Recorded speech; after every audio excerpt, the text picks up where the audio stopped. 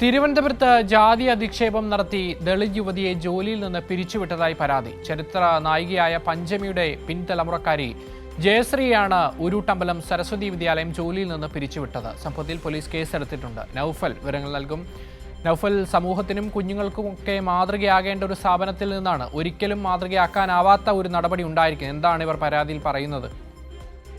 ഈ ഉരുട്ടമ്പലം ലഹള നമുക്കറിയാം, ചരിത്രത്തിലെ തന്നെ ഏറ്റവും സ്ഥാനം പിടിച്ച അയ്യങ്കാളിയുമായുമൊക്കെ ബന്ധപ്പെട്ട ഒരു ലഹളയാണ്. അന്ന് പഞ്ചമിയുടെ കൈപിടിച്ചാണ് അയ്യങ്കാളി ആ പ്രക്ഷോഭത്തിന് നേതൃത്വം നൽകിയത്. ആ പഞ്ചമിയുടെ പിൻതലമുറക്കാരിയായിട്ടുള്ള ഒരാളിനാണ് ഇപ്പോൾ ഇങ്ങനെയൊരു ദുരനുഭവം ഉണ്ടായിരിക്കുന്നത്. ഉരുട്ടമ്പലത്ത് പ്രവർത്തിക്കുന്ന സരസ്വതി വിദ്യാലയത്തിലാണ് കഴിഞ്ഞ ഈ മാസം ജൂൺ 3-ന് ഈ പറയുന്ന ജയശ്രീ ആദ്യം ജോലിയിൽ പ്രവേശിക്കുന്നത്. പിന്നാലെയാണ് ഈ പറയുന്ന ജോലിയിൽ പ്രവേശിക്കാത്ത വിധം അഭിലാഷ് എന്ന് പറയുന്ന ഒരാൾ ഈ ജോലിയിൽ പ്രവേശിക്കാൻ കഴിയില്ല എന്നൊരു യാതൊരു മുൻകരുതലുമില്ലാതെ ജോലിയിൽ നിന്ന് പുറത്താക്കേണ്ട ഒരു സാഹചര്യം വന്നു. അതിന് പറഞ്ഞ കാരണം എന്ന് പറയുന്നത് മറ്റ് രക്ഷിതാക്കളുടെയൊക്കെ ഭാഗത്ത് നിന്ന് ഇങ്ങനെയൊരാൾ ഇവിടെ കഴിയില്ല, അല്ലെങ്കിൽ അവരുടെ രീതികൾ ശരിയല്ല, ഈ ജോലി ചെയ്യുന്നതിൽ അവരുടെ പല രീതികളും ശരിയല്ല എന്ന് പറയുന്നു. അവരെ നേർക്കുനേർ മുഖം നോക്കി നിങ്ങൾ SC വിഭാഗത്തിൽപ്പെട്ടവരാണ്, നിങ്ങൾക്കിവിടെ ജോലി ചെയ്യാൻ കഴിയില്ല എന്നവരെ ആക്ഷേപിക്കുന്ന തരത്തിൽ ഒരു നൂറ്റാണ്ടിനപ്പുറം ഒരു ലഹള നമുക്കറിയാം. ഇത്രയും കാലം ഈ 2026-ലും